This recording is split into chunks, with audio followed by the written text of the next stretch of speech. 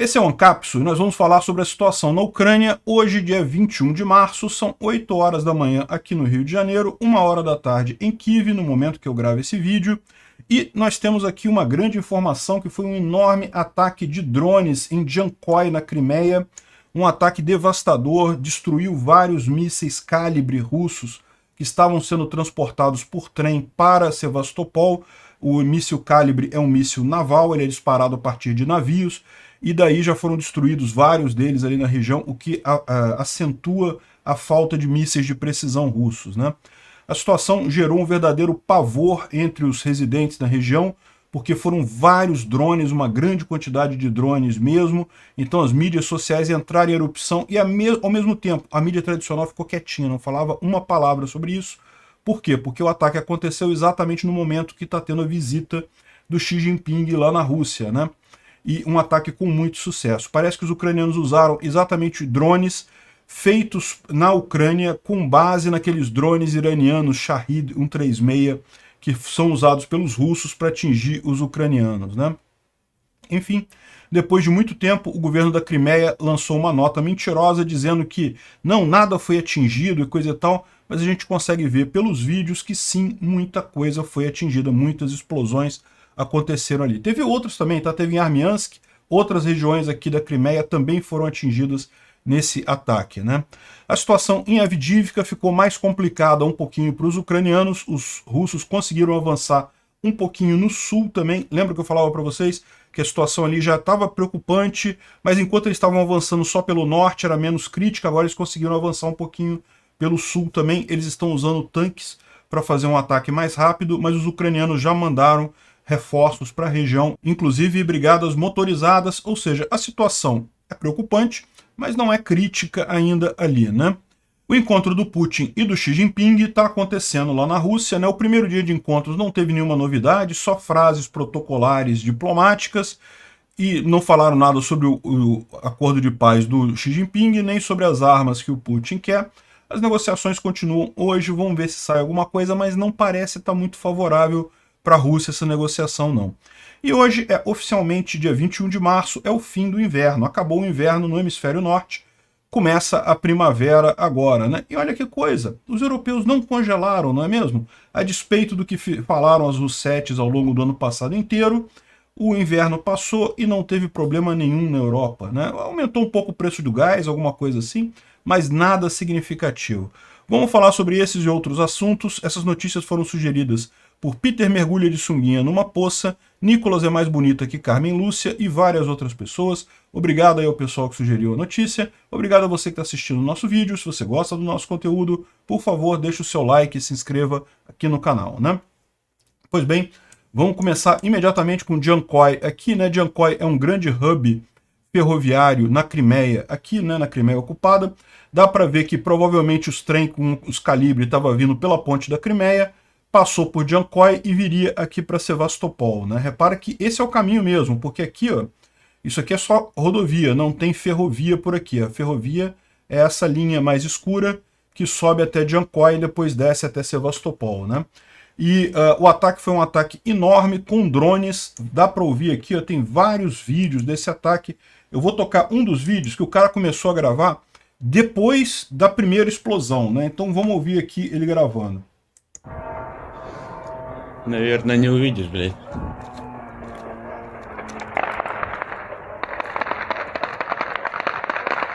Os soldados russos tentando derrubar o drone com um tiro de fuzil. Ой, он прямо над нами где-то летит, да? Где-то рядом. Вон он, да. Пытается сбить его. Os drones continuam. Вон полетел, да, вон. Ой, блядь, он прям в соседа падает, что ли, да? Ёб твою мать. Он прям рядом лупил. Essa foi uma grande explosão, né? Ele Ай-яй-яй, не в дом хоть попала. E dá para ver uma coluna de fumaça aqui, ó, uma coluna grande de fumaça aqui, justamente da explosão, né? Esse aqui é só um dos vídeos, tá? E essa é só uma das explosões, foram várias explosões com vários drones, muita coisa na rede social mesmo.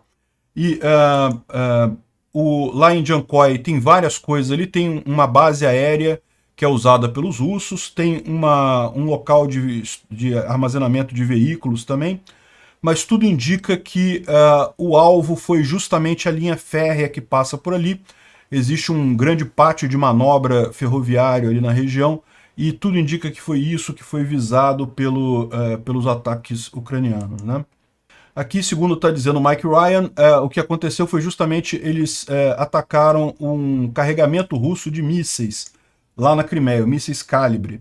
Aí ele explica aqui como é que é a rede ferroviária da Crimeia, né? Lembrando que a ponte da Crimeia, a parte ferroviária dela, uma das linhas está totalmente interrompida, a outra linha está funcionando de forma parcial, ela está funcionando com limitação de carga, mas ainda dá para ser usada. Então provavelmente foi isso que eles fizeram, usaram um trem menor para carregar só os Calibre, trouxeram para cá e iriam abastecer os navios russos em Sevastopol para possivelmente um futuro ataque à Ucrânia, né? O míssil Calibre é um dos mísseis que fazem aqueles ataques à infraestrutura de energia elétrica ucraniana, né? É um dos mísseis usados para isso. E os estoques russos estão muito baixos, ou seja, os russos só conseguem usar o que eles produzem. Então eles estão produzindo novos mísseis, acumulando, aí provavelmente isso aqui era uma leva que estava sendo enviada para um futuro ataque aqui a partir de Sevastopol e não vai ser mais usada, né? A situação entre os russos na região foi de pavor completo, né? Eles ficaram apavorados porque, é o que eu falei, não foi uma explosão só, não foi um drone só, aquela ali foi a explosão que ficou melhor gravada, mas tem um monte de explosão de drone sendo distribuída aí na rede social, né? E o pessoal lá na Crimeia, nas redes sociais, ficou maluco, perguntando o que está acontecendo, o que está vendo e coisa e tal. E, ao mesmo tempo, a mídia tradicional russa, né, a televisão, rádio, coisa e tal, não falavam nada, ficaram quietinhos, silêncio absoluto, como é típico em regimes ditatoriais, né? Por que eles estavam preocupados? Eles estavam preocupados porque o Xi Jinping está visitando o Putin e eles não queriam dar uma notícia ruim dessa justamente neste momento e coisa e tal. Mas a verdade é a seguinte, foi um ataque trágico para eles, foi um ataque que teve muitos resultados, então ficou esse dilema, né? Como é típico em regimes autoritários, eles ficaram esperando uma ordem de cima, né? É como se fosse aqui no Brasil você esperar o Alexandre de Moraes dizer o que você pode ou não pode dizer. Então é como funciona lá na Rússia, é o sonho do Alexandre de Moraes é esse, né? Aqui no Brasil também, ele primeiro dizer o que você pode falar, não pode falar, e aí depois você fala aquilo que ele falou que você pode falar. Se você falar coisa que o Alexandre de Moraes disse que você não pode falar, pronto, né? Você vai preso. Então, ficou nesse negócio. Repara o pavor da população. Todo mundo se falando em rede social sem saber o que estava acontecendo e a mídia tradicional não falando nada, né? Nem uma palavra sobre isso. Depois de muito tempo, o governo russo da Crimeia ocupada, né, o governo ilegítimo de lá, falou que todos os drones foram abatidos, não teve nenhum prejuízo, nada foi atingido, só uma lojinha de conveniência que tinha perto ali que foi atingida, nada além disso. E o fato é que não, né? A gente viu que houve coisas atingidas, assim, houve enormes explosões ali, teve várias explosões dessas na região ali, né? Ou seja, eles estavam querendo realmente ocultar o problema para evitar que isso vire notícia justamente quando Xi Jinping está visitando o Putin, né? É típico do modus operandi russo isso daqui. Bom, isso daqui é mentira, tá? Eles estão dizendo aqui, tá saindo essa notícia em alguns lugares, dizendo que aparentemente as explosões na Crimeia foram feitas por drones kamikaze iraniano reprogramado para atingir a sua própria infraestrutura militar na Crimeia, né? Ou seja, estão dizendo que os ucranianos capturaram mísseis Shahed 136 iranianos, reprogramaram eles para atingir a base na Crimeia, mas não foi isso que aconteceu. De fato, os ucranianos estão fazendo drones parecidos com os drones Shahed 136. Eles pegaram pedaços dos drones que foram usados contra eles. A Ucrânia tem uma expertise muito boa de equipamentos militares e de drones, então se fizer aquilo, é muito mais fácil para a Ucrânia refazer um drone desse, né, fazer engenharia reversa e construir um novo desses drones do que para o Irã e para a Rússia. Então eles rapidamente fizeram drones similares com o mesmo barulhinho de mobilete, né, aquele barulhinho chatinho de motor 2 tempos. Então eles fizeram drones iguais, mas não são todos drones similares aos iranianos, não. Tem vários drones foram usados, inclusive alguns drones comprados na China. Drones civis comprados na China, adaptados para uso militar, né? Aqui estão alguns destroços que foram encontrados e você pode ver que o pessoal da Ucrânia realmente caprichou aqui ao botar o meme do DERP aqui. Tem o DERP aqui também em algum lugar. Aqui, ó. Usaram os memes, botaram um meme na cauda dos drones. Isso certamente sacaneou bastante os russos, né? Realmente uma jogada de imagem muito boa aqui para a rede social, evidentemente, né? E a GUR, que é o serviço secreto ucraniano, né, eles assumiram a execução do ataque. É a primeira vez, segundo diz aqui o pessoal, que a Ucrânia assumiu a responsabilidade por um ataque na Crimeia. Isso não havia acontecido quando teve aquele ataque na base de Saki e nem a ponte da Crimeia. Mas isso daqui eles assumiram e explicaram os motivos, né? Primeiro, além evidentemente de destruir os mísseis Calibre, né, que a gente sabe que a Rússia está com pouca quantidade, isso é uma perda significativa para eles. Isso aconteceu depois da visita do Putin na Crimeia, em Mariupol, para mandar uma mensagem. Olha só, Putin, toma cuidado aí, né? E também isso aconteceu no dia da visita do Xi Jinping, exatamente para mudar o noticiário. Tá muita gente falando sobre visita do Xi Jinping para a Rússia e coisa e tal. E embora isso não tenha nenhuma consequência prática de fato, só o espaço informacional tá falando disso, já é uma coisa positiva para o Putin. Então esse negócio dos drones quebrou essa narrativa, né? Além disso, manda um recado para a Rússia, né? Você tem certeza que você vai ficar do lado do perdedor?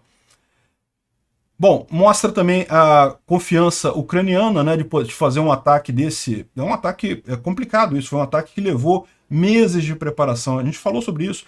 A Ucrânia estava fazendo vários testes de ataque de drone para ver onde é que estavam as defesas antiaéreas russas. Ou seja, levou meses preparando esse tipo de ataque. Enfim, um ataque que teve sucesso em vários frontes, não apenas no fronte físico, mas também no fronte informacional, né? E não foi o único ataque, tá? Também ontem eles atingiram aqui um grupamento russo aqui na península de Kiburni, aqui próximo a Kherson. Teve também um ataque aqui na cidade de Donetsk. Aqui, ó, dá para ver a coluna de fumaça. Aqui tem outra coluna de fumaça por aqui também. Dá para ouvir, se você reparar, a munição detonando no fundo. Justamente algum depósito de munição que foi atingido ali em Donetsk também ontem, né? Aqui foi Jankoy, teve em Armiansk também, teve um ataque em Armiansk também. A gente não tem imagens aqui de Armiansk, mas também os ucranianos atingiram Armiansk ontem. Aqui em Kiburni e teve também aqui em Donetsk, nessa região, justamente visando aqui depósitos de munição russos nessa região aqui, né? E, bom, existe um motivo para eles fazerem esses ataques aqui em Donetsk, porque justamente o que a gente vai ver em seguida é que a situação aqui em Avdiivka piorou um pouco para os ucranianos, né? Bom, o pessoal do Kyiv Independent, eles estiveram lá em Avdiivka e falaram que saíram porque a cidade está sendo bombardeada com muita força, não é mais seguro para jornalistas lá. E disseram que justamente que há um risco real de cerco da cidade, que é uma coisa preocupante, que os ucranianos precisam mandar reforços e coisa e tal. E parece que sim, o exército ucraniano já mandou reforços para a região. Como vocês podem ver aqui, os russos estavam avançando aqui pelo norte, tomaram Krasnohorivka, conseguiram Stepov e estavam já ameaçando Berdych. E aí eu mencionei para vocês que, pô, enquanto estiver por aqui, tá tranquilo, é um lado só, o outro lado os ucranianos estão conseguindo conter, não tem muito problema. O problema é se começarem a avançar no sul, né? Adivinha o que aconteceu ontem no sul? Aqui, justamente, os russos conseguiram avançar ao norte de Optine e estão agora já batalhando aqui em Sieverne, né? Ou seja, não avançaram de forma significativa, mas avançaram um pouco, pegaram algumas trincheiras ucranianas que tinham nessa região aqui, e isso acendeu o sinal de alerta, porque aqui ó, já tem uma das rotas que já vai ser fechada aqui com os russos chegando nessa cidade. Tem a outra rota ainda, né? Mas aí você já começa a ficar com uma linha vital apenas, uma rota apenas para a BSC Avdiivka, a situação já fica mais complicada, né? Então isso é o que está acontecendo aqui. É verdade, não é nenhuma tragédia ainda, inclusive o Noel traz a informação aqui de que o próprio Igor Girkin, ou Igor Strelkov, disse que os reportes de que Stepov teria sido tomada pelos russos não são verdadeiros, ainda está sob controle do exército ucraniano, mas existe sim um avanço aqui, os russos estão avançando nessa região, né? A cidade de Stepov, como vocês podem ver, ainda está nas mãos dos ucranianos, os russos estão avançando aqui ao norte da cidade, né, e ameaçando Berdyshin. Então, assim, é preocupante a situação, é preocupante. E por que eles estão avançando tão rápido, né? O Reporting from Ukraine é um canal muito bacana, eu recomendo que vocês assistam ele. É um rapaz lá de Mykolaiv que faz esses reportes aqui. E ele falou as informações que estão tendo é o seguinte, os russos se animaram com os avanços que eles conseguiram aqui em Krasnohorivka, Vesely e Kamianka, e daí colocaram um monte de tropas aqui e trouxeram também muitos equipamentos blindados, muitos tanques. E com isso conseguiram avanços significativos aqui, né? A maior parte das tentativas russas foi bloqueada pelos ucranianos. Então eles tentaram avançar aqui para Novokalianov e não conseguiram, foram bloqueados pelos ucranianos. Tentaram fazer aqui um cerco aqui pelo oeste, aqui surpreendendo as trincheiras ucranianas na região de Vodiane, não conseguiram também. Os ucranianos aqui conseguiram repelir esse ataque. Mas o ataque que eles fizeram aqui em Optine, aqui ao norte de Optine, note que esse aqui é outra cidade chamada Optine, não é a mesma cidade que tem lá próximo a Bakhmut, né? Aqui, Optine, eles conseguiram avançar, conseguiram tomar as trincheiras ucranianas aqui. Um avanço pequeno, é verdade, mas ainda assim é preocupante, porque como eu falei para vocês, é um avanço ao sul, né? Enquanto você tem só uma perna do cerco, a situação é menos crítica. Quando você tem as duas pernas se fechando, a situação fica mais complicada.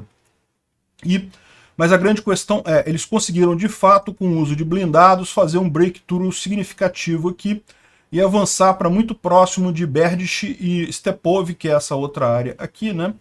Avançar por isso daqui, né? Fizeram isso justamente usando uma grande quantidade de tanques, né, e outros blindados. É verdade, os ucranianos conseguiram destruir uma boa parte desses tanques, tem algumas imagens circulando de tanques ali na região que foram destruídos pelos ucranianos, mas ainda assim isso permitiu um ataque dos russos ali na região e esse avanço aqui meio inesperado, né?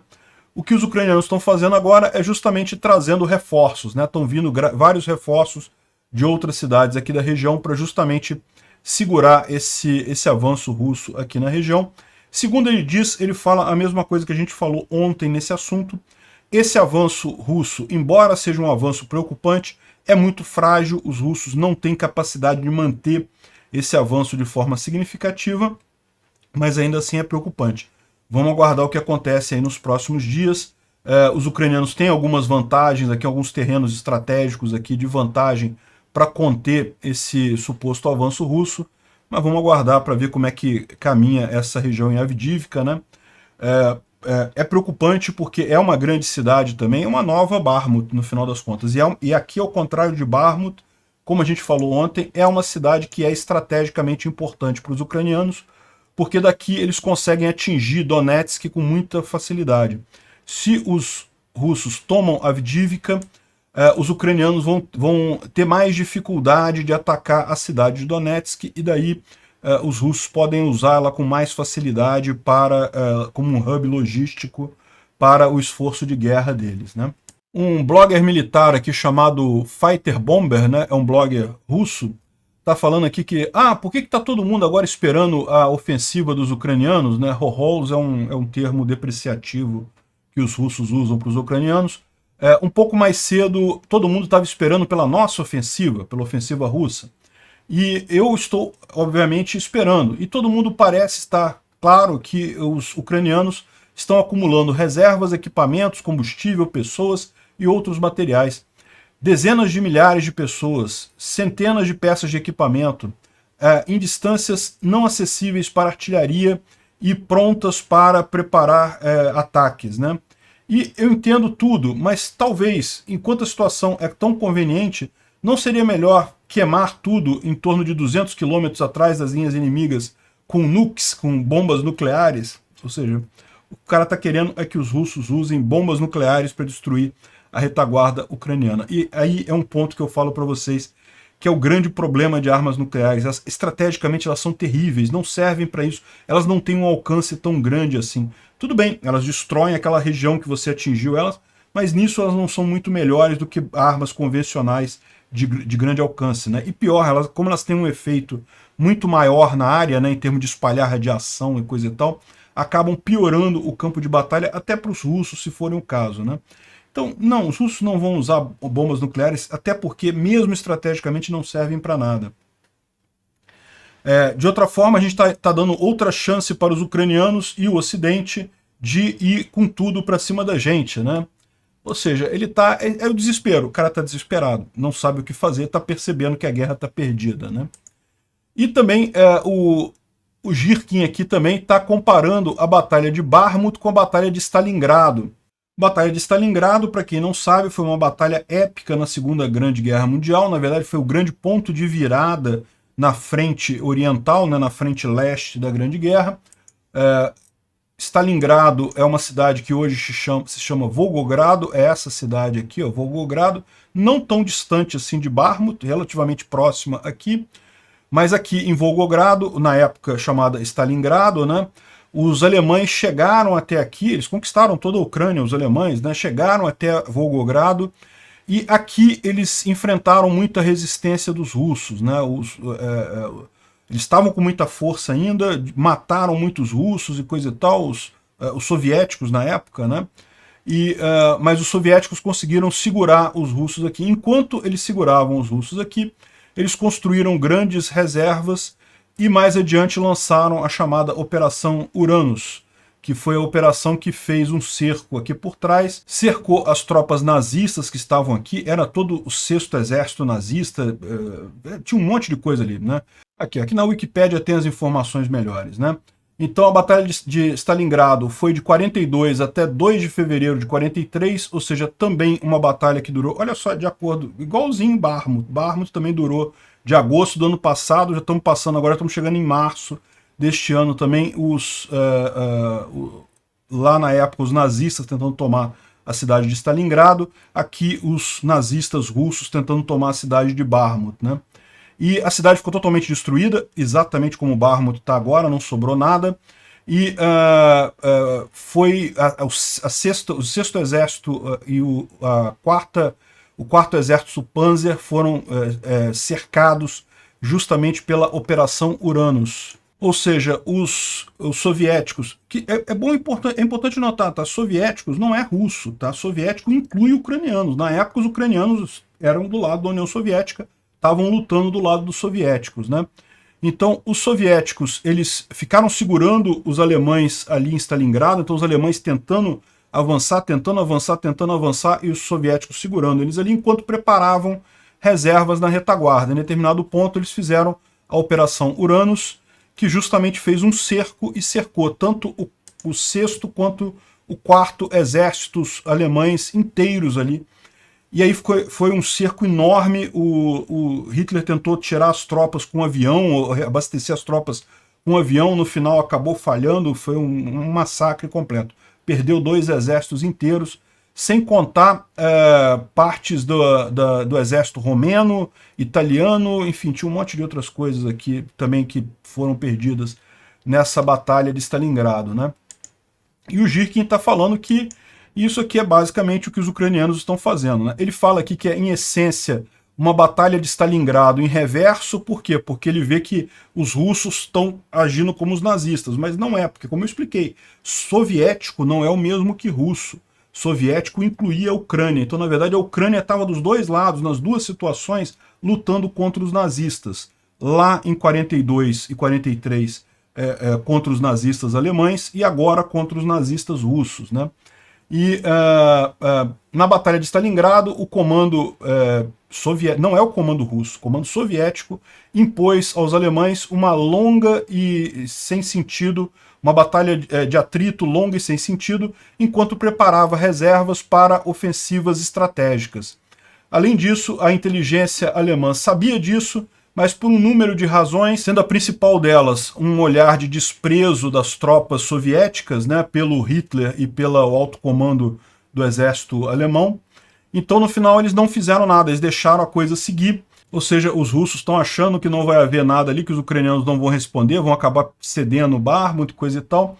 E agora ele termina dizendo aqui, ó, que agora nós temos que esperar para ver se os nossos maravilhosos, com todo respeito à maravilhosidade dos estrategistas do Terceiro Reich, os nossos maravilhosos políticos e militares vão repetir os erros feitos por eles lá em 1943, né? Até aqui, eu pessoalmente acredito que, levando em conta a menor escala e coisa e tal, nosso comando tem a intenção de ser ainda mais, ultrapassar o comando alemão nesse sentido, ou seja, no sentido de subestimar o inimigo e não se preparar para a contraofensiva, né? Enfim. E não é só ele falando isso não, né? Aqui também o grupo Wagner mandou uma carta alertando ao alto comando russo, uma carta formal, isso aqui é do pessoal do grupo Wagner, dizendo que estão preparando uma retaguarda, um ataque em Bakhmut. Os ucranianos vão isolar as tropas do Wagner, nós estamos colapsando, não vamos conseguir avançar aqui mais e coisa e tal. Ou seja, o grupo Wagner foi de, nós vamos capturar Bakhmut em 48 horas, poxa, manda mais reforço, manda mais munição, porque senão a gente vai ser capturado e morto em breve, né? Ontem a gente publicou uma grande thread do Defmon em que ele falava sobre a questão de Bakhmut, que vocês sabem, tanto o Defmon quanto o Rob Lee, que são dois especialistas aqui que escrevem, né? O Rob Lee é um militar ucraniano, ele está lá na Ucrânia, lá em Bakhmut, inclusive. Então, eles foram dois que falaram sobre a questão de acharem que a Ucrânia deveria recuar de Bakhmut, deveria sair de Bakhmut, né? E daí a gente mencionou esse problema. Eu falei, pô, olha só, a minha questão é a seguinte, eu acho que o exército ucraniano tem mais informações do que a gente. A gente aqui fica dando pitaco. Mesmo o Rob Lee, que tá lá em Bakhmut, né, tá no campo de batalha, ele, como um combatente, eu não sei se ele é combatente, se ele é comandante, mas mesmo como um comandante, ele não tem todas as informações que tem o exército ucraniano. Imagina-se que eles estão tomando uma decisão mais bem embasada do que o resto do pessoal. Então ficaram algumas pessoas criticando a decisão de manter Bakhmut, e nos últimos 2 dias, ontem foi o Defmon, hoje é o Rob Lee, justamente falando, meio que voltando atrás, falando, olha só, ele faz uma thread aqui dizendo que realmente, no sentido geral da guerra, faz sentido os ucranianos, a situação é crítica ali, coisa e tal, mas se o comando ucraniano está dizendo que vai manter a cidade, é melhor manter a cidade mesmo e coisa e tal, ou seja, meio que estão voltando atrás. Das duas, uma, ou alguém do exército ucraniano explicou para eles o motivo de manter Bakhmut, né? Ou então eles próprios perceberam que, como eu falei, né, o pessoal tem mais informação, vai ver alguma coisa por aí, né? Então ele continua dizendo que acha arriscado manter Bakhmut, que é uma decisão arriscada, não é uma decisão fácil, mas não tem decisões fáceis na guerra, né? Guerra, se fosse tudo decisão fácil, não teria problema. Todas as opções são arriscadas e coisa e tal, mas no final das contas ele acha que vai ser positivo e coisa e tal, que vai dar certo a questão de Bakhmut. Ou seja, né, a coisa está mudando até entre os analistas ucranianos que estavam criticando a decisão de manter Bakhmut, né? E também o Tatarigami falou algumas observações. O Tatarigami ele está em Vuhledar, né, mas ele é um comandante lá dos ucranianos. E ele falou que acha também que os russos estão chegando perto do cume, né, do máximo de avanço que eles conseguem ali na região. Tal como chegaram num máximo ano passado, por época do verão, quando conseguiram tomar Severodonetsk e Lysychansk, né, depois disso só perderam o terreno. Agora eles chegaram novamente num novo máximo, daqui tendem a perder terreno novamente. Mas vamos aguardar para ver o que acontece, né? O fato é que o Igor Girkin ontem estava realmente, o Igor Girkin, ou Igor Strelkov, né, que é o criminoso de guerra lá da DPR, ele estava realmente chateado e mandou o Putin ficar calado. Ele fala que ele começa a reclamar das ações que o Putin tomou e não sei o que lá, e fala das faltas de informações, a falta de decisão, de quando é para atacar de verdade, esse tipo de coisa. E no final ele complementa aqui, ó. Молчите. Подскажите президенту, пусть молчит. Пусть меньше Avise o рассказывает про presidente para нос про ficar quieto, para não falar sobre essas coisas, né? Не придется тогда высказывать жесткие прямые слова. Assim eu não teria que usar palavras de maior impacto. Его адрес, Cala чтобы a boca. просто как-то повоздействовать. Заткнись. Cala Владимир a boca. Владимирович, заткнись просто, молчи. Vladimir Vladimirovich, é o Putin, né? Cala a boca. É apenas melhor você ficar quieto e coisa e tal. И нам не будет за тебя стыдно. И за то, что в нашей... Assim a gente não vai ficar com vergonha do nosso país ter um presidente como você e coisa e tal. Eu tô pra te dizer que o pessoal tá chateado com o Putin lá, viu? E pode esperar muito pior daqui para frente à medida que a contraofensiva ucraniana destruir esses sonhos dourados dos russos sobre manter territórios na Ucrânia, né? Veja, para o Igor Strelkov se sentir à vontade de falar esse tipo de coisa, é porque ele está sentindo que o Putin está fraco mesmo, né? É o que eu falo para vocês. Lembrem, esse cara aqui, ele é do FSB, ele é do governo russo. Ele não está contra o governo russo, ele não está contra a guerra. Ele acha que tem que invadir a Ucrânia mesmo e tem que tomar tudo e coisa e tal. Agora, aparentemente ele está contra Putin, né? Até onde vai esse tipo de coisa, né? Bom, o Defmon não fez coisa da linha de frente, mas a verdade é que não tem muito que mostrar, além do que a gente já mostrou, né? O que teve, então, foi a Avdiivka, que, como a gente falou, eles conseguiram avançar um pouco aqui ao norte de Optine, então é uma preocupação aqui, eles já estão atacando Siverne, isso é preocupante, da mesma forma que ao norte, Berdiche, então é aquela situação que a gente já mencionou, não vale a pena a gente falar mais sobre isso. E aqui Bakhmut também houve tentativas de avanço em várias posições em Bakhmut, mas é basicamente o mesmo que a gente falou ontem, nenhum avanço real, desde a contraofensiva ucraniana, o contra-ataque ucraniano aqui ao sul de Bakhmut, que deu uma acalmada nas forças russas ali, a coisa está sem nenhum desdobramento mais sério. Essa é toda a preocupação. Ele fala aqui daquela carta que o grupo Wagner falou sobre um iminente ataque ucraniano ali, né? E também parece que teve tentativa russa de avançar em Kriminá, mas não teve nenhum avanço real. Os ucranianos conseguiram manter aqui as posições, né? Bom, o Instituto para Estudo da Guerra fala sobre o pouco avanço que está havendo em Bakhmut e o problema agora da operação em Avdiivka, ou seja, levantando esses dois pontos agora que são os pontos mais sensíveis na linha de frente, mas não fala nenhuma novidade em relação ao que a gente já falou aqui, né? Fala sobre o presidente Xi Jinping e o encontro dele com os russos, que é justamente o que a gente vai falar agora, e eu acho que não tem mais nenhuma grande novidade aqui, né? Bom, a grande frase que realmente foi propagandeada pela mídia russa e pela mídia russete ocidental, como a BBC, por exemplo, é essa frase aqui, ó, querido amigo, que foi o termo que foi usado pelo Xi Jinping para o Putin. Por que eles estão usando esse termo? Que na verdade não passa de uma cordialidade diplomática no final das contas. Eles estão usando esse termo porque não tem nada além disso para usar. Do que teve de encontro de Xi Jinping e Putin no primeiro dia, a única coisa que os russos, que as russetes conseguiram achar para dizer que, olha só, o Xi Jinping disse que é um querido amigo do Putin, olha só, ele vai apoiar o Putin. Não, não foi isso. É um pronome de tratamento, né? Não quer dizer nada isso daí no final das contas. O fato é que eles trocaram algumas frases e coisa e tal, frases tipicamente diplomáticas, não porque a Rússia é importante. Ele falou aqui, ó, caro presidente Putin, eu sempre chamo você de meu querido amigo e estou muito encantado com seu convite para visitar a Rússia novamente, especialmente após a minha última reeleição. Depois ele fala que tem certeza que o Putin vai ganhar a eleição ano que vem. O Putin tem eleição também, acho que esse ano a eleição lá na Rússia, não sei, o ano que vem. Mas ele disse que acha que o Putin vai ganhar a eleição lá ano que vem também.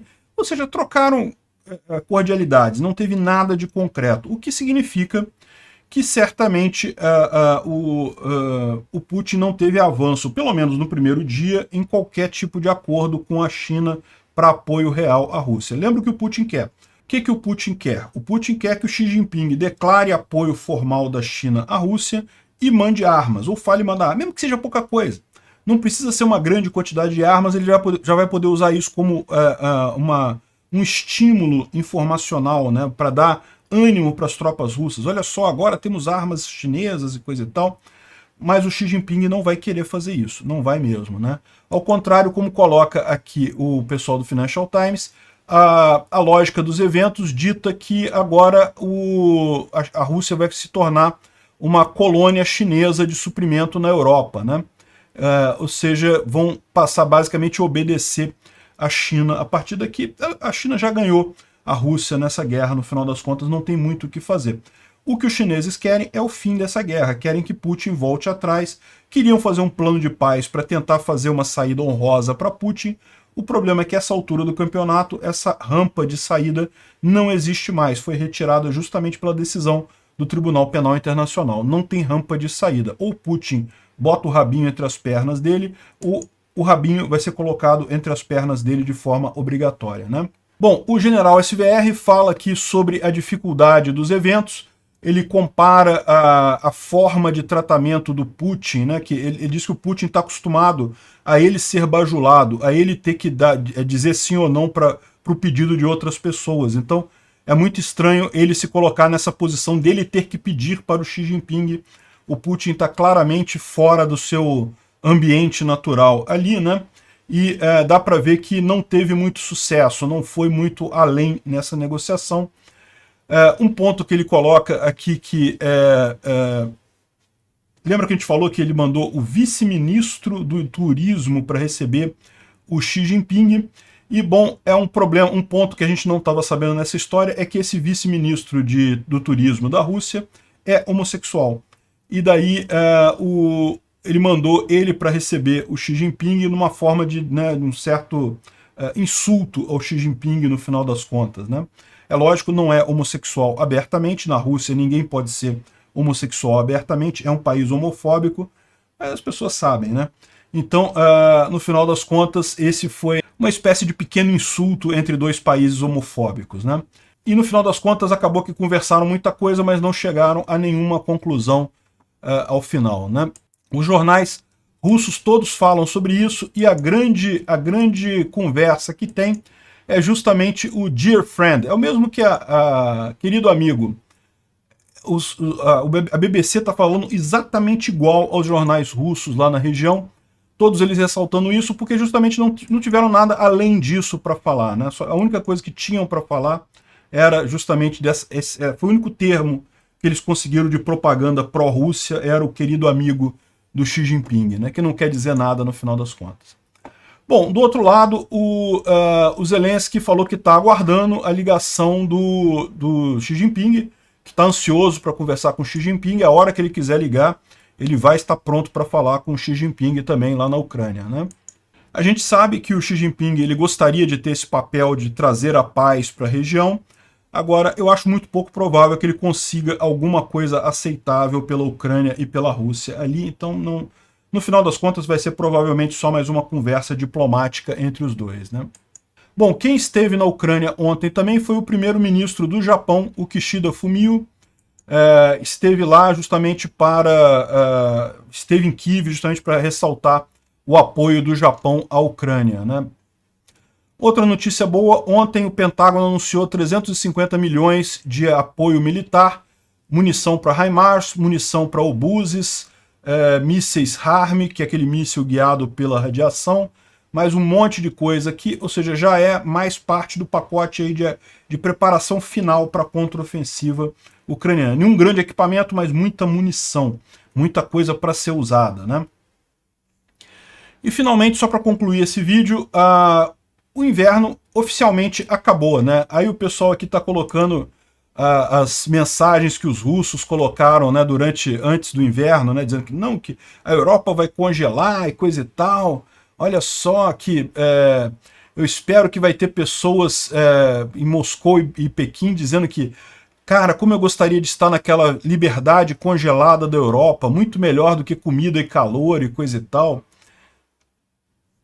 E né, tem um monte de memes desse tipo aqui. Um monte de coisa falando dos russos, falando que não, que a Europa vai congelar no inverno, que vai acabar, que não sei o que lá. E isso era, de fato, uma arma que o Putin acreditava ter quando ele começou essa guerra. Ele achava que tinha essa arma. Não, a Europa não vai interferir nisso daí, porque senão eu congelo eles. Não tinha essa arma no final das contas. Como a gente falou, aliás, eu falei extensivamente, sim, o preço do gás subiu, ficou caro. Não estou dizendo que não tenha havido nenhum problema na Europa no inverno, ficou mais caro a eletricidade, o gás e coisa e tal, mas a Europa saiu do outro lado e agora acabou o inverno, temos mais um ano pela frente, primavera e verão, e com certeza a Rússia agora já sabe que não tem mais nem isso para chantagear os europeus, né? Quem vai ter problemas agora vai ser a Rússia, porque, como eu falei, a Europa depende do gás russo, sim, mas a Rússia depende muito mais, mas muito mais mesmo, do dinheiro que ela conseguia vendendo gás para a Europa, e agora ela não vai ter mais isso. A Rússia está em maus lençóis. Obrigado por assistir o vídeo até o final. Além de curtir, compartilhar e se inscrever no canal, considere se tornar patrocinador com valores a partir de R$ 1,99. Clique no botão Seja Membro abaixo para saber as condições e vantagens de patrocinar o canal. Mais informações sobre o nosso projeto, visite nossos sites indicados na tela.